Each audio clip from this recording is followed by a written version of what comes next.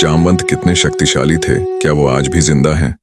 जय श्री राम दोस्तों, स्वागत है आपका हिंदू गुरुकुल यूट्यूब चैनल पर। जामवंत रामायण के सबसे प्रमुख पात्रों में से एक हैं।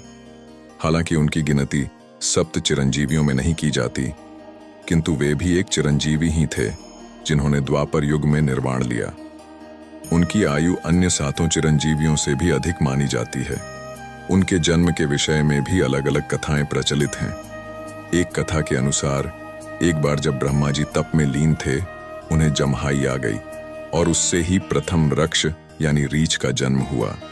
उनकी जमहाई से जन्म लेने के कारण उनका नाम जामवंत पड़ा। विष्णु पुराण के अनुसार जब ब्रह्मा जी से मधु और कैटब नामक दैत्यों ने जन्म लिया, तो उस समय ब्रह्मा जी के पसीने से जामवंत का जन्म हुआ। ऐसा भी वर्णित है कि जब श्रीहरि का युद्ध मधु और कैटब से हो रहा था, तो जामवंत प्रसन्नता पूर्वक ताली बजा रहे थे। अंत में जब श्रीहरि ने दोनों राक्षसों का वध किया, तो जामवंत अत्यंत प्रसन्न हुए। अग्नि पुराण के अनुसार जामवंत का जन्म अग्नि से हुआ और उनकी माता एक गंधर्व स्त्री थी। उनकी पत्नी का नाम जयवंती बताया गया है। रामायण में कई स्थानों पर इन्हें वानर ही कहा गया है। जामवंत की आयु बहुत लंबी थी। ऐसा माना जाता है कि श्री राम अवतार के समय जामवंत की आयु 6 मनवंतर से भी अधिक थी। उन्होंने मत्स्य अवतार को छोड़कर कूर्म अवतार से लेकर श्री कृष्ण अवतार तक सभी के दर्शन किए, अर्थात श्रीहरि के 7 अवतारों के समय वे उपस्थित थे। उन्होंने प्रथम देवासुर संग्राम में भी भाग लिया था। उन्हें अत्यंत विद्वान, बुद्धिमान, वेदपाठी और सदा अध्ययन करने वाला बताया गया है। उन्हें सभी वेद, पुराण, शास्त्र कंठस्थ थे। श्री राम की सेना में वे सबसे वयोवृद्ध और बुद्धिमान थे और इसी कारण श्री राम भी उनका बड़ा सम्मान करते थे और उनसे सलाह लिया करते थे। उनका आकार बहुत विशाल बताया गया है। आकार में वे कुंभकर्ण से तनिक ही छोटे थे। जब लक्ष्मण को शक्ति लगी, तो उन्होंने ही हनुमान को 4 दुर्लभ बूटियों के बारे में बताया था, जिनमें से एक संजीवनी थी। जब सुग्रीव ने वानर सेना को माता सीता की खोज में चारों दिशाओं में भेजा, तो अंगद के नेतृत्व में जामवंत, हनुमान इत्यादि दक्षिण दिशा में गए। सुग्रीव ने विशेष रूप से जामवंत को अंगद के साथ भेजा ताकि वे अपने अनुभव से दल का सुरक्षित नेतृत्व कर सकें। जब सागर तट पर पहुंचकर सभी उस विशाल समुद्र को देखकर हताश हो जाते हैं, तो जामवंत ही हनुमान को उनकी शक्तियों का भान करवाते हैं, जिसके बाद हनुमान समुद्र को लांघते हैं। लंका कांड में जामवंत के विषय में अधिक वर्णन दिया गया है। उन्होंने बड़ी चतुराई से सेना का संचालन किया और एक मार्गदर्शक की भूमिका निभाई। रामचरितमानस के अनुसार उन्होंने युद्ध में यंजकूप नामक राक्षस का वध किया था। उन्होंने रावण से भी युद्ध किया और उस पर पाद प्रहार किया, जिससे रावण मूर्छित हो गया।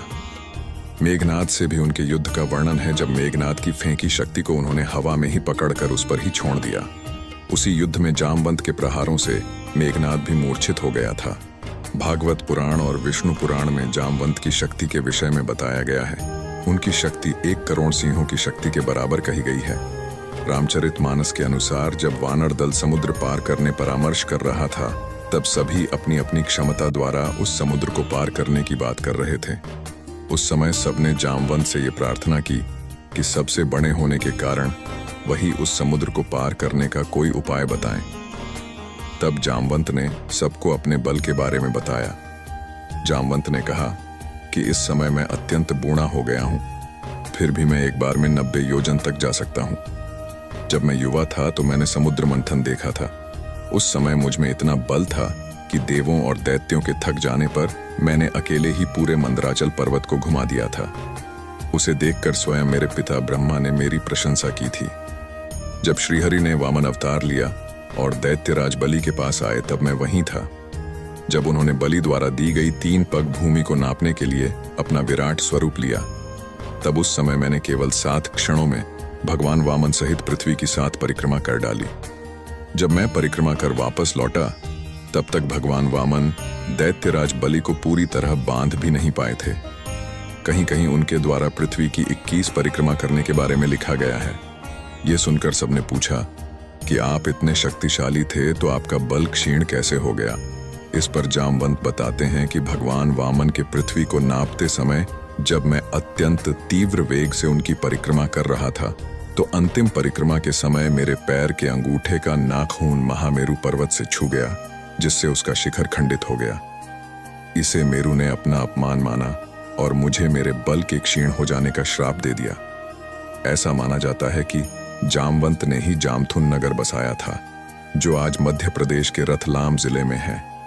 यहाँ पर एक गुफा है जिसे जामवंत गुफा के नाम से जाना जाता है। इसके अतिरिक्त उत्तर प्रदेश के बरेली में भी जामवंत तपोगुफा नामक एक गुफा है। माना जाता है कि जामवंत यही त्रेता से द्वापर तक प्रतीक्षा की थी। गुजरात के राणावाव में भी एक प्राचीन गुफा है जिसे जामवंत की गुफा ही माना जाता है। हिंदू गुरुकुल के आज के इस एपिसोड में बस इतना ही। वीडियो को ज्यादा से ज्यादा शेयर करें और चैनल को सब्सक्राइब करके बेल आइकॉन दबाना ना भूलें।